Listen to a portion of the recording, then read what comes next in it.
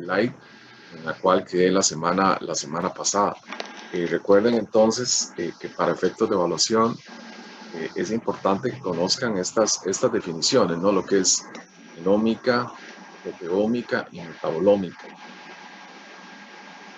Aquí pues explica qué es lo que hace cada una de ellas. Acuérdense que lo que es caracterización del ADN es obtener las propiedades, prácticamente la información genética, ¿no? Lo que es la información a nivel funcional, molecular y celular. La caracterización celular, funcional y molecular. Esto en caracterización, acuérdense que hace predicción también. Creo que estudiante que se salió.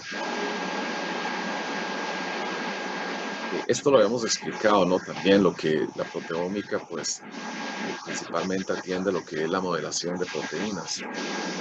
La proteómica estudia todo el conjunto de proteínas, ¿no? Su representación, funcionalidad, composición. Entonces, básicamente, obtiene modelos de proteínas. Un segundo, que las personas que están entrando un poco tarde, ok, ya casi estamos todo el grupo.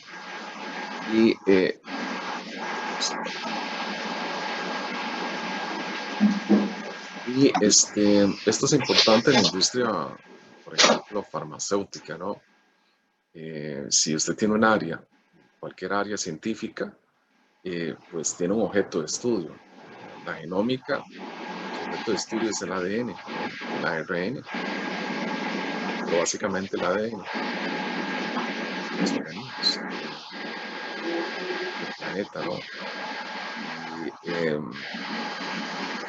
lo que hace entonces la proteómica es tratar de alistar, preparar interfaces de gestión para toda la información caracterizada en una estructura proteína, ¿no? Cómo está doblada. Una vez que entro, estudiantes se me descuadra el slide. Cómo la información está desdoblada, cuál es la función del organismo, seguidamente, cuál es la funcionalidad de esta proteína. Yo les hablaba de una funcionalidad muy conocida en todos nosotros, que es la hemoglobina, que tiene una funcionalidad muy particular para la oxigenación en el organismo. Entonces, cada proteína tiene una función, está caracterizada. Entonces, es lógico que haya un área que se dedique solamente a lo que es la interacción, por ejemplo, de proteínas, su caracterización, el agregar anotaciones de su funcionalidad en bases de datos para que la información esté estructurada. Si la información está estructurada, mucho más sencillo para los investigadores poder acceder a ella, ¿no? Está clasificada, está estructurada. Si no estuviera estructurada, pues es complicado, porque entonces la información no está ordenada y tiende al caos a la hora de consultar la información. Y otra gran área que yo les decía en la lección anterior es la predicción de plegamiento, que es uno de los grandes problemas de la ciencia que pudo ser resuelto el año pasado a través de inteligencia artificial.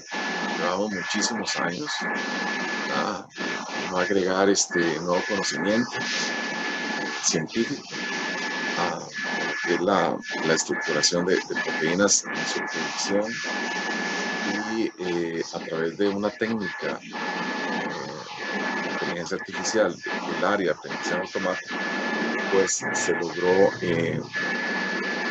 obtener una aproximación de la predicción de la proteína. Aunque hay alguien que está levantando la mano, adelante. Profe, permiso, es solo rápido para saber si se puede grabar la clase. Perdón, sí es cierto. Perdón, gracias. Gracias, recuérdemelo, por favor. Con gusto, profe. Perdón, gracias. Sí, se me fue, pero aquí está. Gracias. Entonces, poder conocer la caracterización, y esto se aplica en todas las áreas de conocimiento, ¿no? De la ingeniería, de la ciencia. siempre se trata de obtener objetos caracterizados en bases de datos especializadas para poderlos consultar. Y en la salud igual ocurre, ¿no? Usted encuentra, digamos, bases de datos caracterizadas para el área oncológica, para neurología, encuentra división del conocimiento para poder accesarlo de una manera más sencilla. ¿Qué es lo que se hace ahora? Ahora se hace mucho cross, es decir, mucho enlace de encadenamiento con información, porque vivimos en una época de ciencia de los datos. Y la ciencia de los datos es fundamental, ¿no? Recientemente leí en los periódicos que en Costa Rica se tiene que hacer una modificación del conocimiento en relación a las carreras que se imparten, ¿no? Porque el conocimiento que se está dando es un conocimiento que posiblemente esté obsoleto, ¿no? Que ya vivimos una nueva era y en la cual ustedes como ingenieros tienen que estar entrenados en otras técnicas. O modificamos los contenidos del conocimiento que se transmite o hacemos nuevas carreras. Es así, ¿no? Y entonces estos nuevos conocimientos que están emergiendo y que están creando nuevas carreras en otros lados, en otros países, están pendientes a eso, análisis de datos, ¿no? ¿Qué cantidad de datos yo puedo extraer de un Sí. objeto y Gracias, aplicar Anita. Buen técnicas día. estadísticas para obtener un tipo de conocimiento y aplicarlo para la toma de decisiones? También habíamos visto sobre las áreas computacionales Muy bien, que se ¿ustedes? trabajan en bioinformática. Estoy haciendo este repaso para el quiz, ¿no? Ya ahorita pues seguimos con el último slide que habíamos quedado la semana pasada. Bases de datos, por ejemplo, la importancia de poder obtener diferentes bases de datos, saber que es una base de datos, ya como de la mitad de la clase vamos a ver ya puntualmente esto. Es una base de datos, cuáles tipos de bases de datos existen en la informática, etc. Yo en el quiz pues le mencionaría o les indicaría en alguna pregunta, por lo menos que conozcan algunas bases de datos elementales, ¿no? Que ahorita las vamos a ver. Y está en la presentación que tienen ustedes en Metix. Hay una que está indicada para esta semana que dice bases de datos. No es toda la presentación. Yo diría que apenas por lo menos los 10 primeros slides entrarían para el quiz. La otra parte pues lo dejaría para otra oportunidad. Y yo les indicaría qué tipo de preguntas pues entrarían cuando entremos en la segunda mitad del tiempo de esta clase a bases de datos. Minería de datos, poder hacer text mining o también minería en imágenes. ¿Para qué? Para obtener conocimiento, es lo mismo, ¿no? Cuando estamos hablando de ciencia de datos, por lo menos en salud, ¿verdad? También hablamos de datos derivados de imágenes, no solamente un expediente clínico o de un conjunto de información relacionada a nivel clínica, sino también ¿No es ese que dice qué conocimientos se pueden obtener orientstatus.web? a partir de imágenes radiológicas. Ajá. ¿Cuál es el área que está combinando hoy en día la genómica, Ajá, por es que ejemplo, dice dos veces. Arriba, bueno, como la tres. radiología, la radiómica? Ese. Trata de combinar imágenes No, ese amarillito. información Ajá. El de. Ajá, el caracterizada a amarillo. nivel genómico. Ese ahí. Ajá. Hoy, en este momento, yo les comenté la vez pasada que estoy haciendo una investigación encargado por el Nanotech para combinar información no solamente molecular de cáncer de pulmón, sino también información de imágenes, pero imágenes con dispositivos nano. Y por eso es que próximamente pues vamos a adquirir un Nanolight, que es un aparato que puede ver imágenes a nivel muy pequeño. No es un micro, sino es un nanoscopio, como un tipo de dispositivo que puede ver la información a escala molecular y podemos ver la dinámica también de las partículas, de receptores celulares. Trae mucho conocimiento, digamos, para ver interacción a nivel de células cancerígenas. Las primeras pruebas que estamos haciendo son pruebas de concepto, son matemáticas y computacionales, pero eso puede agregar una base para hacer Sí, y puedes ir información, esperando. para obtener información ya a partir de procesos experimentales. Eso requiere una serie de permisos de ética, ¿no? Para trabajar en este tipo de análisis. Luego el reconocimiento de patrones, Sí. poder reconocer patrones ¿Ah? en el área biológica molecular, asociar esos patrones, obtenerlos. Yo les decía, por ejemplo, obtener una secuenciación de un genoma y extraer información y conocimiento de ese genoma, En el anotarlo y correo no le salvarlo, mandaron, Fran, así como obtener las conocimiento. ¿Qué quiere decir esto? Lo vemos fechas. claramente, por ejemplo, en las pruebas diagnósticas para medicina genómica y particularmente lo vemos para obtener también información de las secuencias del coronavirus. Seguro. Eh, Ajá. Algunos hablan ya, digamos, no son tan Ujú. cortitas, hablan de secuencias, otros hablan de genomas. Es 30K el coronavirus, del SARS-CoV-2. Entonces los aparatos lo que hacen es extraer información del genoma. Son 30K, 30.000 pares de bases. ¿Y qué hacemos con esa información? Encontramos patrones asociados, por ejemplo, a las variantes. Las variantes es que varía un carácter, como por ejemplo el coronavirus está mutando. Este Ujú. efecto de la mutación tiene que ver con la transmisibilidad en los seres humanos de nuestra sociedad. Entonces, ese tipo de información es conveniente obtenerla de las máquinas y luego tener sistemas informáticos que puedan analizar esos patrones y por supuesto obtener información para la toma de decisiones. Si yo no secuencio, si yo no extraigo esa información y si yo no la tengo presente en un control Bueno, creo que epidemiológico, los yo no puedo tomar panelistas están decisiones aquí. porque no tengo los datos, no tengo los patrones o las referencias asociadas a las variantes que me Si permitan a mí vuelve a estar hacer difícil, control epidemiológico.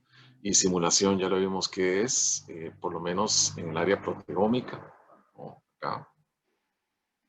Y colaboración y redes.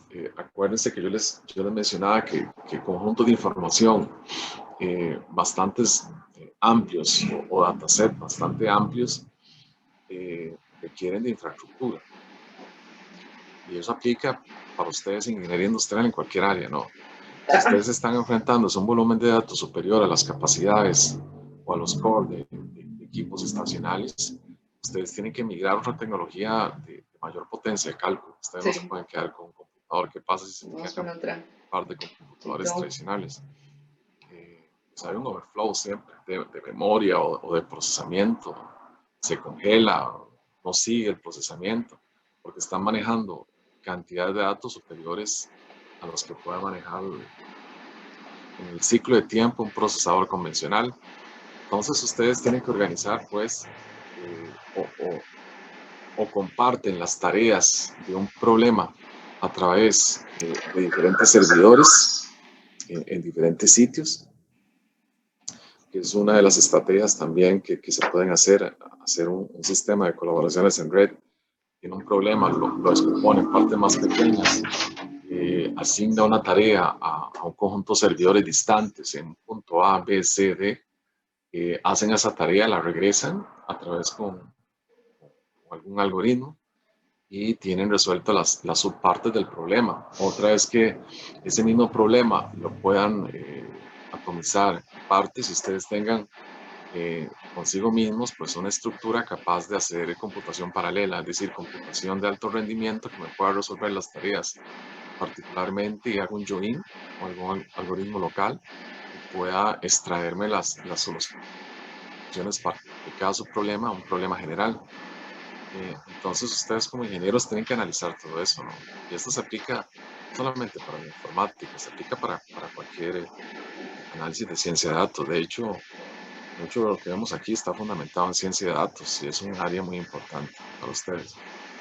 Y vamos también a programar un poquito en R con análisis estadísticos y ese tipo de pensamiento, poder descomponer los problemas y aplicar cierta computación con cierto rendimiento, los hace muy competitivos desde el punto de vista de gestión de datos.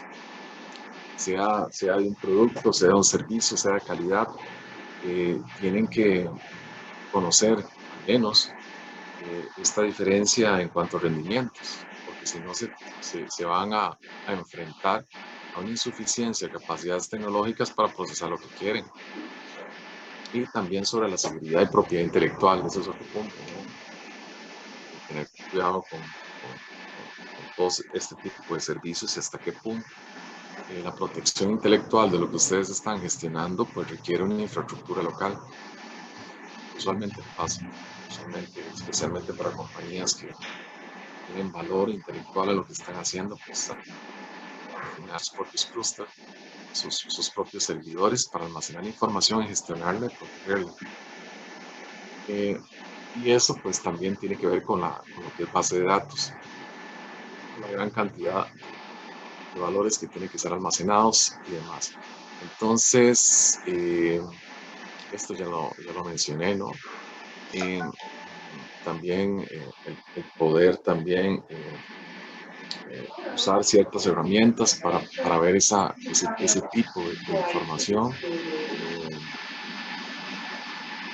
En informática, por ejemplo, hay una cantidad heterogénea de herramientas y la cantidad heterogénea de herramientas nos permite tener la posibilidad de seleccionar un tipo de herramienta adecuado.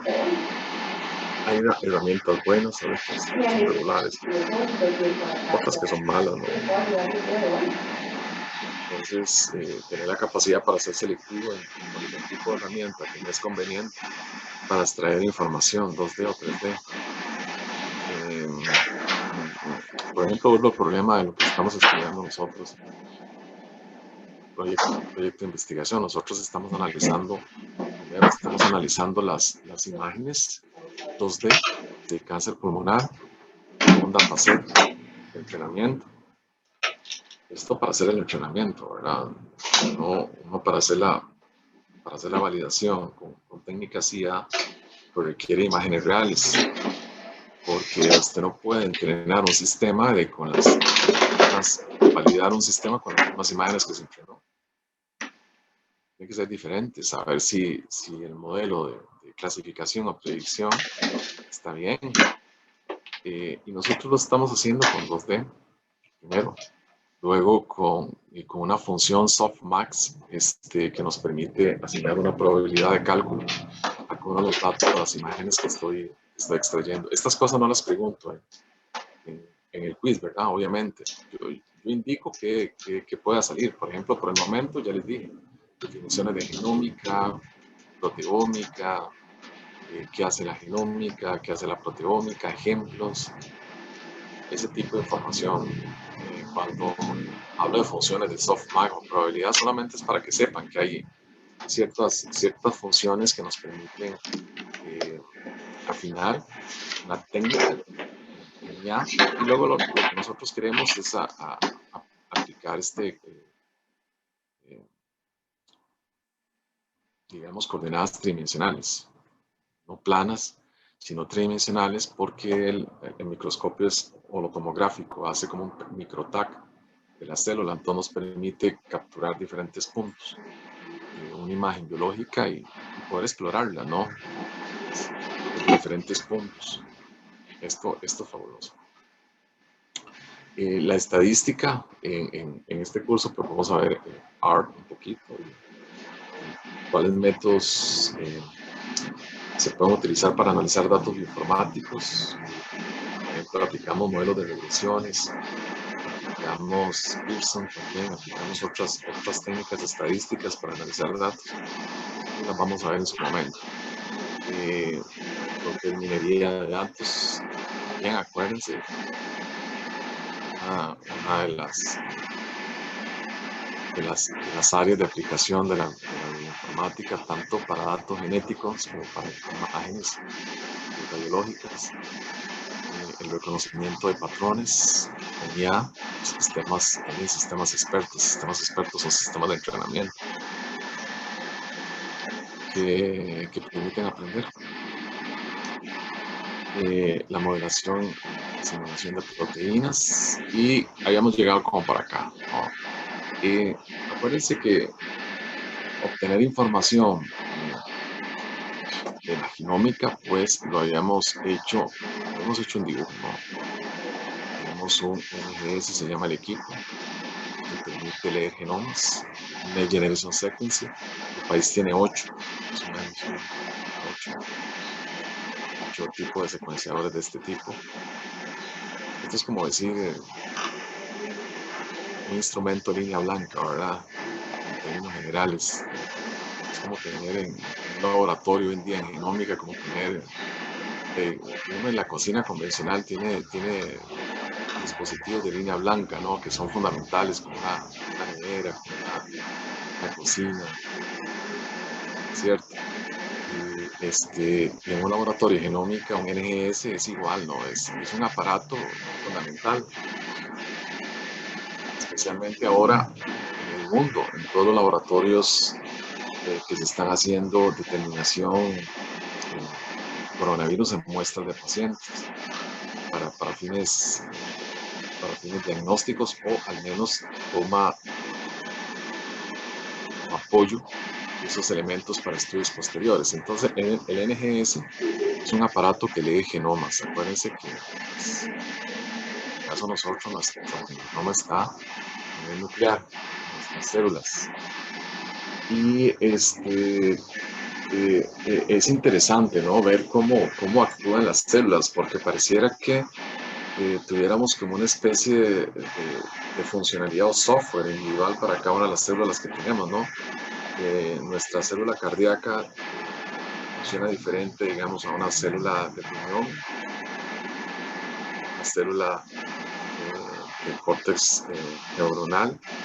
Es decir, pareciera como que es un mismo software, pero tiene programas especializados que activan una funcionalidad muy particular, ¿no? Es muy interesante cómo funciona todo esto en el ser humano. Entonces, el NGS puede leer genomas.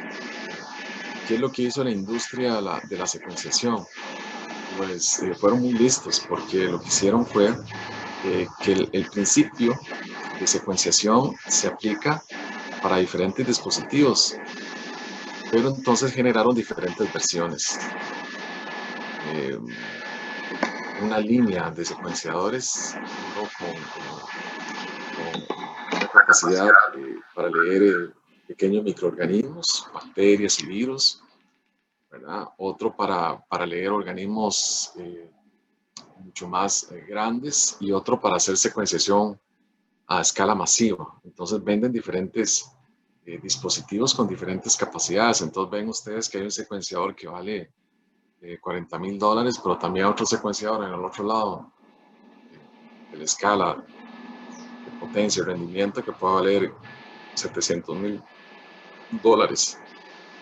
Depende de lo que usted quiera hacer, ¿no? Si quiere secuenciar organismos muy pequeñitos, pues la capacidad no es tan grande, pero si quiere secuenciar seres humanos a escala masiva, como una población de un país, pues requiere dispositivos de alta potencia que puedan secuenciar genomas de más de 3 gigabases en el tiempo. Nuevos secuenciadores que puedan tener capacidades menores a 4 o 5 megabases en el tiempo. Entonces, depende de la inversión y depende del proyecto que usted quiera hacer. Entonces, estos NGS permiten leer el genoma y se obtienen las muestras, ¿no? Se obtienen las muestras, se toma una biopsia o se toma una muestra de saliva o sangre o de tejido, y se hace un protocolo experimental de extracción del ADN, ¿no? Se hace la extracción del ADN o el ARN. Y este aparato lo que hace es leer el ADN o leer el ARN. ¿no? Cuando lo lee, entonces, como el aparato también tiene un sistema de computación, lo que hace es lee los caracteres. Dice que hay una A, que hay una T, que hay una C, que hay una G. Esta es la base de datos del genoma humano, ATCG, ¿no? Lo vieron ustedes también en biología del colegio. Y genera grandes cantidades de archivos de esta información, pero esta información por sí misma nos es completamente inútil. ¿Qué hacemos con hojas y hojas de información genética si no podemos utilizarla correctamente? Ese lenguaje no nos dice nada. Pero entonces lo que hacemos es que ensamblamos y purificamos bien esas secuencias y tenemos sistemas bioinformáticos, hacemos un diseño de sistemas bioinformáticos para que todo este tipo de información se pueda leer correctamente y encuentre patrones, encuentre asociaciones. Entonces llega un médico, por ejemplo, ¿no? El médico no va a estar aquí extrayendo ADN, ni va a estar manejando este aparato, ni va a estar haciendo ensamblajes, extracciones y anotaciones de esta información. No es función de él, ¿no? Aquí estaría un bioinformático, aquí estaría un biólogo molecular, tal vez. La función del médico es poder leer esos reportes y asociarlos con el caso del paciente que está analizando, especialmente, por ejemplo, si es un caso de cáncer. Analiza los datos para él poder tomar mejores decisiones, ¿no? Así va la cosa. ¿Dónde estarían ustedes? Bueno, ustedes estarían en todo el proceso. Si ustedes quieren automatizar un proceso de este tipo, necesitarían ver cuál es la calidad de los datos, cuántos aparatos se necesitan, cuántos operarios estarían manejando estos dispositivos, cuál sería el tiempo de respuesta para generar reportes. Hay una administración logística, ¿no? De calidad que tiene que ver con la maquinaria, con los tiempos, con los operarios, con los turnos que tienen que darse. Se ve una capacidad muy alta de secuenciación. Toda esa información que el ingeniero industrial tiene que manejar. Se ha visto hoy en día en el caso del coronavirus, ¿no? Que los laboratorios moleculares convencionales se han convertido con pequeñas factories, ¿no? Y el biólogo molecular pues no tiene idea de cómo administrar toda esa cantidad de datos, capacidades de máquinas, tiempos, matrices operacionales, no tiene idea. Ni tampoco el médico, ni tampoco el bioinformático. Para escalas de producción más grandes que puedan afinarse en el tiempo y trabajar de forma coordinada, se requiere la participación de ingenieros industriales, porque el ingeniero industrial ve un insumo, ¿no? Aquí hay una entrada, aquí hay un control de tiempos, aquí hay un control de calidad, aquí hay una entrega de un producto. Este producto es un reporte, ¿cierto? Y se va escalando también a la escalar las capacidades de secuenciación de acuerdo al grado de contagios, pues tiene que tomar decisiones para la compra de reactivos, ¿no? La compra de mayores reactivos, de aumentar la capacidad de las máquinas, de poder gestionar toda esta información. Yo les contaba que estudiantes míos, pues, el semestre pasado fueron parte de los ganadores un concurso de robótica que organizó la Escuela de Ingeniería Industrial, precisamente tomando esos puntos, ¿no? Ellos lograron pues establecer los organigramas, yo les enseñé en algún momento, aplicaron máquinas Hamilton, coordinaron entregas, hicieron picking también un poco, hicieron modelos de simulación para los tiempos. Ese tipo de conocimiento pues se aplica perfectamente en caso de ingeniería industrial, porque los ingenieros industriales pues también tienen implicación en estos temas hoy en día. Les hablaba del ensamblaje. El ensamblaje en genómica se habla de poder caracterizar la información, ¿no? Eh, Acuérdense que los aparatos en sí, esos aparatos,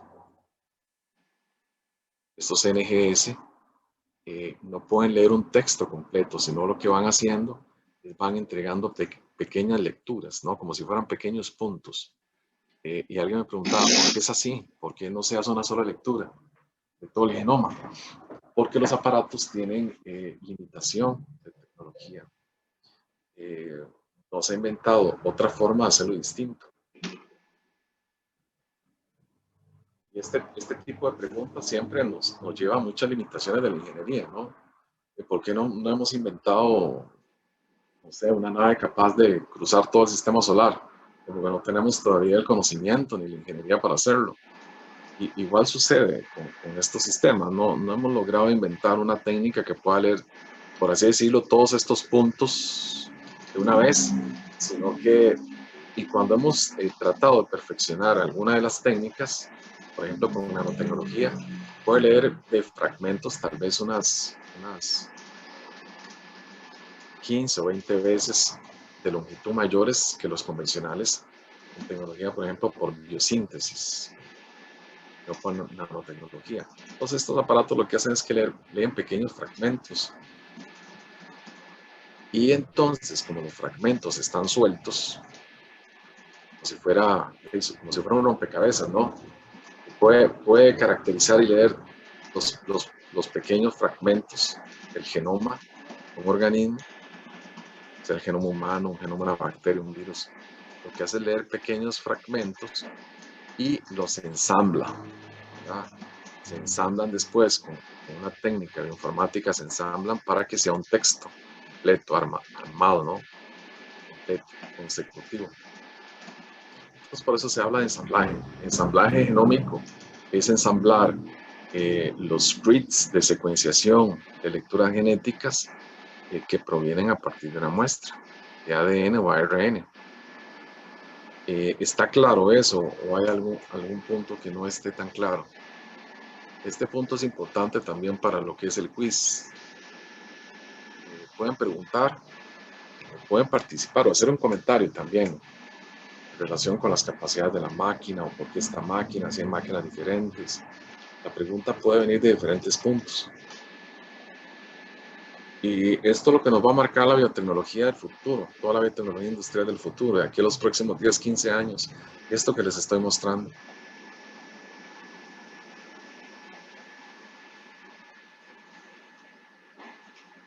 ¿Está claro? Esto de ensamblaje está claro. Sí, profe. Está fácil, ¿no? No está difícil. Entonces, ya teniendo toda esta colección de pequeñas lecturas, y así sucede en todo lado, ¿verdad? Profe, permiso. Por ejemplo, cuando están secuenciando el coronavirus, lo secuencian por partes aquí. No se puede leer los 30.000 caracteres, sino que lo hacen por partes y luego utilizan una herramienta informática para ensamblar adelante. Profe, el ADN es que se inserta directamente en los NGS. Son unas máquinas donde se inserta el ADN. Sí, digamos, por ejemplo, lo que se hace es que, por ejemplo, un ejemplo más sencillo es verlo del coronavirus, ¿no? Se saca, digamos, la muestra del paciente, se le hace un hisopado nasofaringe, bastante incómodo, se coloca la muestra, yo no sé si ustedes han tenido la experiencia, se coloca la muestra en un tubo, ¿no? Con un medio, y ese medio lo que hace es, se coloca, digamos, por ejemplo, le colocan uno el palito, le sacan la muestra de la nariz, esa muestra se coloca aquí, un tubito lo cierran, lo rotulan, y este medio lo que hace es que se conserve, sencillamente, que no se contamine ni se genere una contaminación cruzada que vaya a afectar la lectura. Mientras, ¿para qué? Eso es un medio de conservación mientras llega al laboratorio, ¿no? Entonces en el laboratorio pues lo abren, sacan la muestra, ¿no? Sacan esa muestra y hay una serie de pasos que se utilizan en biología molecular para extraer, primero para hilar, extraer de la muestra, ¿no? Porque no todo es ADN o ARN, extraer los elementos que contienen el ADN, el microorganismo que queremos estudiar, extraerlo, ¿verdad? Y romperlo, ¿verdad? Hay que romperlo para obtener los fragmentos, ¿cierto? Y esos fragmentos en un medio luego son colocados en un aparato que se llama creo que ustedes los han escuchado, ¿no? Que se llama qPCR. Cuando es, digamos, para lo que es la lectura de pequeños fragmentos. Alguien me podría decir, bueno, ¿cuál es la diferencia entonces de un PCR con un secuenciador grande o estos? Que el secuenciador grande te lee todo el genoma, todo, completito. Pero un qPCR te lee, digamos, partecitas claves del genoma del coronavirus que son como marcadores, ¿no? Por eso se llama marcadores, que son ciertos genes, que son marcadores que identifican al virus, ¿cierto?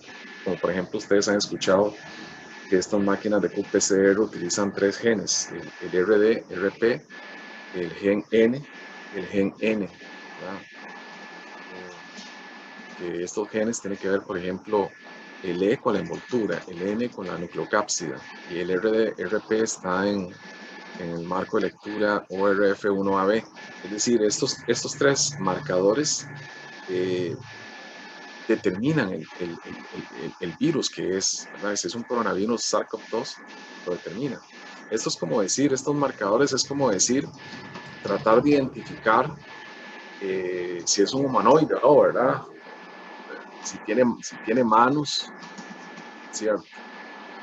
Si tiene cabeza, si tiene extremidades, hay como factores clave que me identifican organismos. Así es como el virus, ¿no? Estos genes solo están presentes en el SARS-CoV-2, entonces esos genes que están en las tiritas, por así decirlo, fragmentos de ADN o de material genético, ¿verdad? El ARN en este caso, permite ser leídas por esto en un sistema y por eso es que dicen la curva de saturación, ¿no?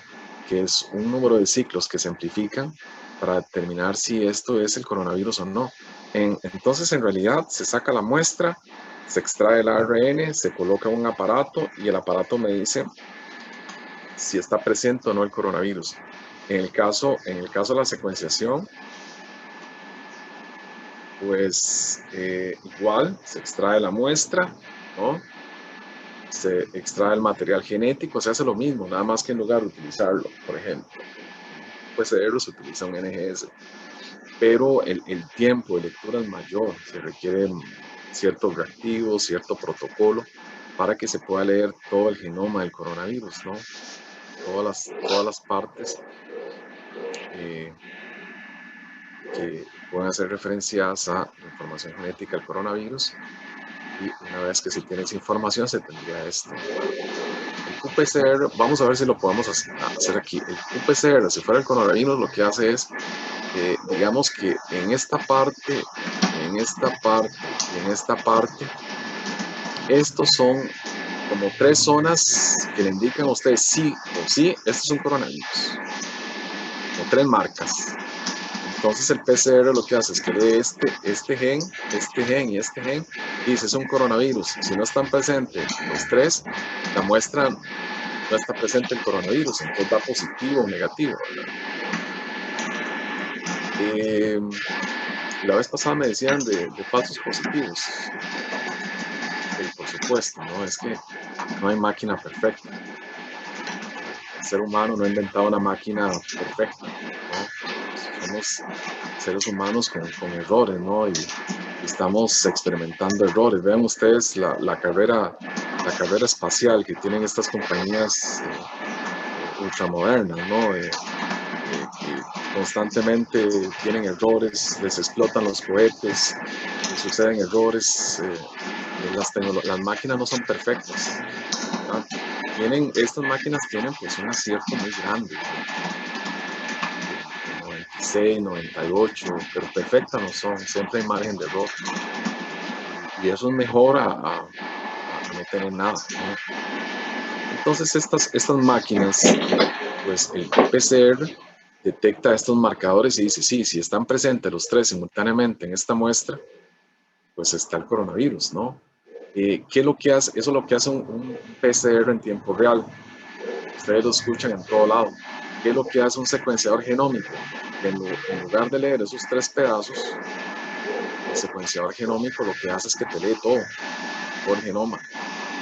No solamente los 3 pedazos, sino que te lee todo el genoma. Entonces, ¿qué pasa cuando el NGS o esta máquina de secuenciación te lee todo el genoma? Que yo tengo un panorama mucho más grande de toda la información genética del humano, del coronavirus, de lo que sea.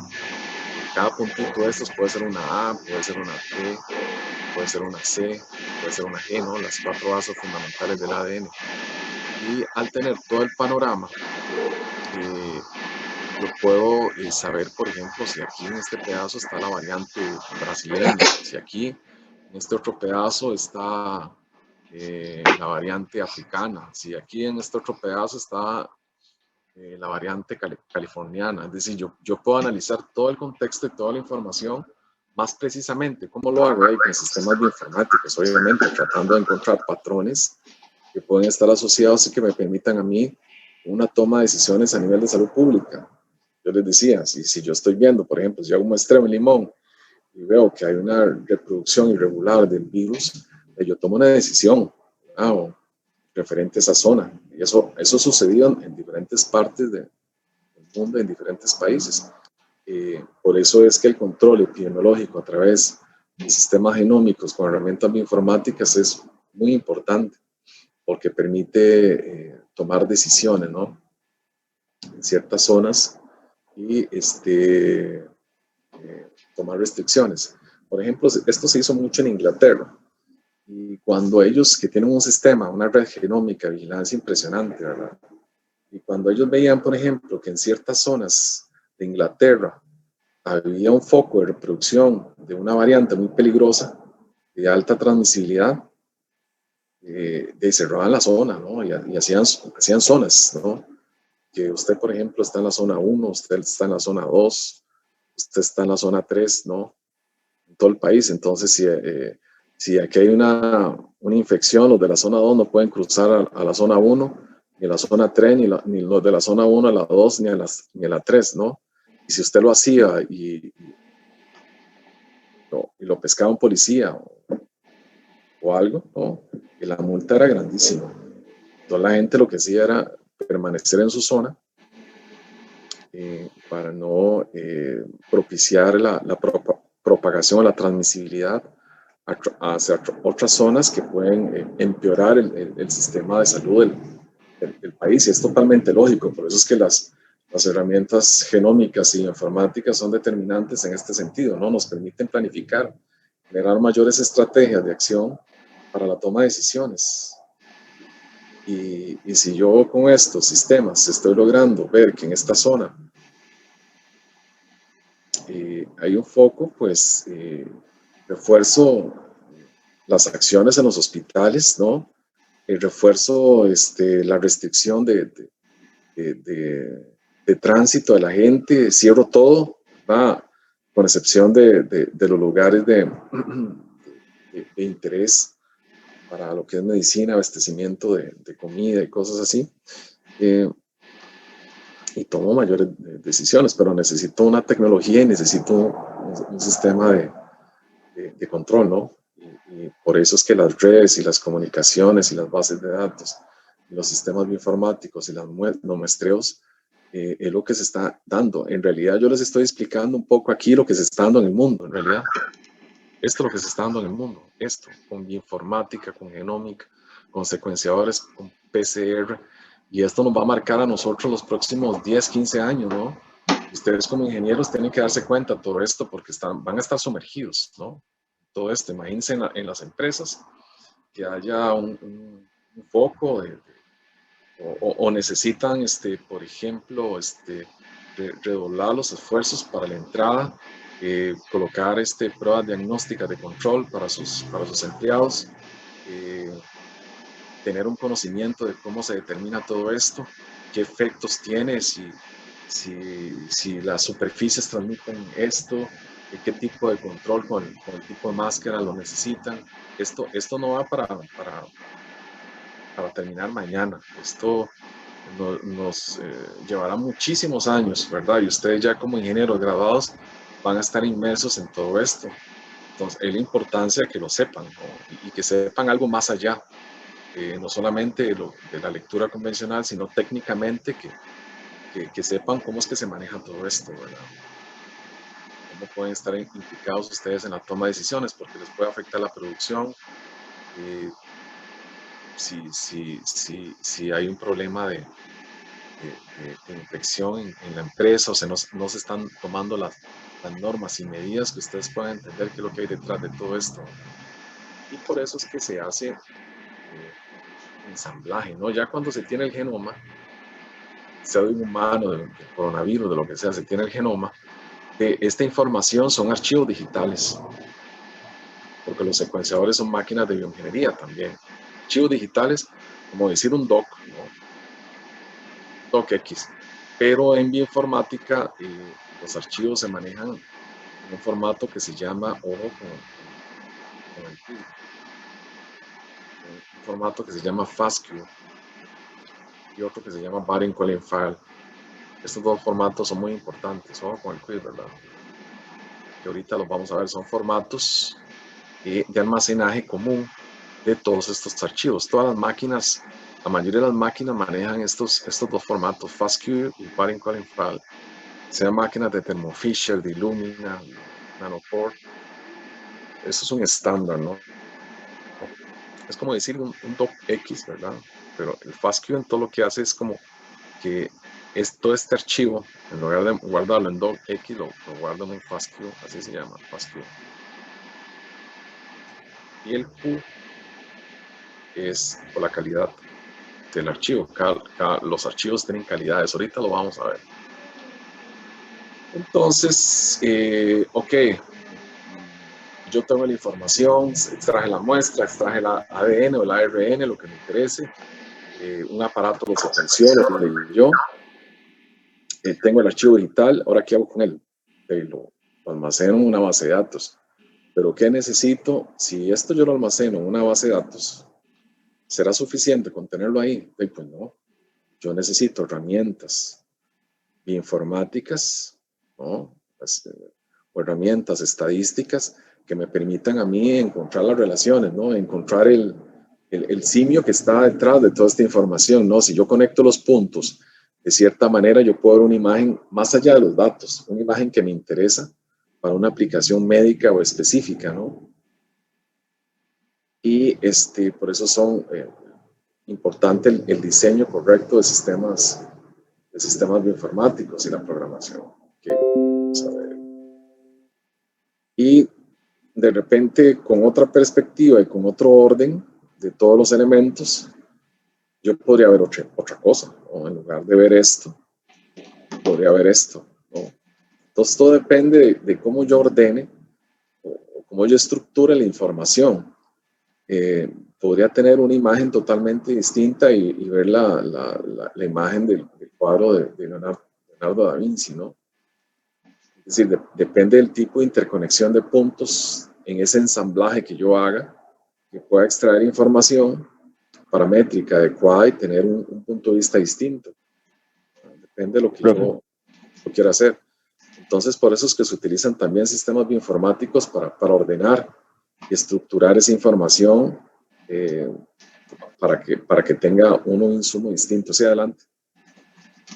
Creo que eso que dice usted es muy importante ahorita, de que dependiendo de la perspectiva de cómo se ordenen y cómo se vean los datos, así es como pues, el resultado que uno va a tener y las conclusiones, ¿verdad?, a las que se pueden llegar a partir de esa información. Y pues una cosa es, a ver, una es la conclusión real a la que se supone que se deben de llegar los datos, y otra es otro tipo de decisión con otro tipo de perspectiva. Y pues lamentablemente ahorita lo que nosotros estamos viendo es una perspectiva completamente errónea de lo que está pasando.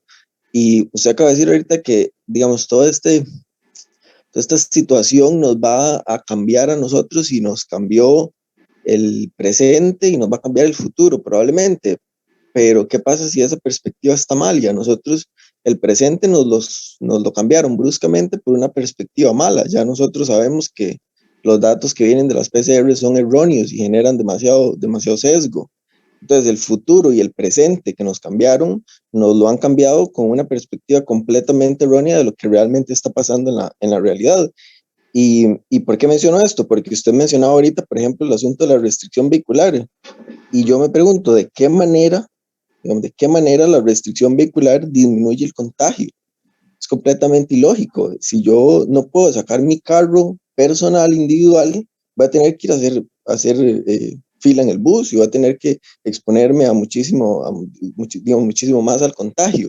Ahora, eso desde el punto de vista lógico. Desde el punto de vista matemático, nosotros hicimos, ¿cuándo fue? El año pasado, un análisis con R, con el software R, precisamente, de la tasa de contagio en el periodo de cierre más estricto de la restricción y en el periodo de apertura. Y nos dio, pues con el p-value, ¿verdad? Que nosotros somos expertos en teoría, en análisis de datos, que no había ninguna, digamos, muestra significativa, no había datos significativos para realmente decir que había una variabilidad o sea, una disminución en el contagio. Quiere decir que esta gente no está tomando esos datos que son la realidad, ¿verdad? Para tomar las decisiones. Ahorita estamos de nuevo en restricción y pues, bueno, por lo menos fin de semana. Y de nuevo, eso no tiene ninguna explicación lógica, ni en los datos, ni tan siquiera en la lógica de cómo eso va a reducir mi exposición a otras personas y al contagio. Claro, claro. Sí, es un punto de vista válido. Uno quisiese que los políticos sean científicos también, pero usualmente no lo son. Y toman la información. De hecho, el director de la OMS tan siquiera es médico, ¿verdad? Es político de carrera. Sí, porque es que las decisiones políticas no están basadas en la ciencia, desafortunadamente. Hay ciertos intereses y ciertas decisiones que puedan afectar o no a cierta industria o a cierto sector. Uno quisiese, ¿verdad? Ahora, con relación a las máquinas, uno quisiera tener máquinas de mayor precisión, uno quisiera tener tecnología que determine puntualmente sin error la presencia o no del coronavirus, pero desafortunadamente no es lo que hay, no tenemos otras máquinas, ¿no? Igual como yo les decía, uno quisiese otro tipo de tecnología en el campo espacial, pero no lo tenemos, es la tecnología que existe, es la ciencia y la tecnología sí, pero que tenemos. Antes, por ejemplo, hace como unos 15 o 20 años, teníamos los secuenciadores Sanger, ¿no? Que eran sistemas basados en capilaridad. Y alguien podría decir, bueno, es que toda esa información de los secuenciadores Sanger está incorrecta porque tenía una precisión no muy alta, ¿no? Pero eran los sistemas que teníamos. Y por eso es que lo que se ha hecho es tomar las secuenciaciones que se habían hecho con Sanger y empezar a utilizar sistemas de biosíntesis con nanotecnología para ir corrigiendo los errores de datos que en el pasado se habían tomado con esa tecnología. Hace 20 o 25 años a uno le hubiera gustado tener sistemas nanotecnológicos con precisión de 98 y 99, pero no lo teníamos, porque era lo que había en ese entonces. Entonces, poco a poco lo que hace la humanidad es ir corrigiendo sus propios errores con nuevas tecnologías, ¿no? Y con el avance de nuevas tecnologías. Ahora, con respecto al punto que usted menciona, tiene toda la razón. Es decir, uno tiene que ser muy objetivo en los datos que está analizando y que haya una cierta lógica, ¿no? También con respecto a la toma de decisiones. En este sentido, uno quisiera ver que las decisiones se tomen con evidencia científica, pero muchas veces no se toman así, ¿no? En el caso de la restricción vehicular o tal vez no hay mayor información o evidencia científica que demuestre que eso tenga un efecto positivo o no en la sociedad, en la transmisión del virus, pero son decisiones políticas porque posiblemente no haya otra cosa que restrinja un poco más la transmisión de persona a persona o limite, digamos, el tránsito de la gente Otra cosa, por ejemplo, que lo voy a agregar, no lo ha dicho usted, es utilizar máscara, digamos, al aire libre. Ya iba a eso, pero... O cuando hay una dinámica, yo realmente diría que no se debería utilizar, ¿verdad? Se me preguntan, ¿verdad? Pero en otros lados tal vez se exige. Al aire libre, tal vez, al aire libre es muy difícil que haya especialmente sea un distanciamiento entre las personas, que ese efecto está más restringido, digamos, a espacios cerrados donde usted permanece con mucha gente por más de 10 minutos, 15 minutos si hay una persona contagiada. Pero al aire libre, en un parque,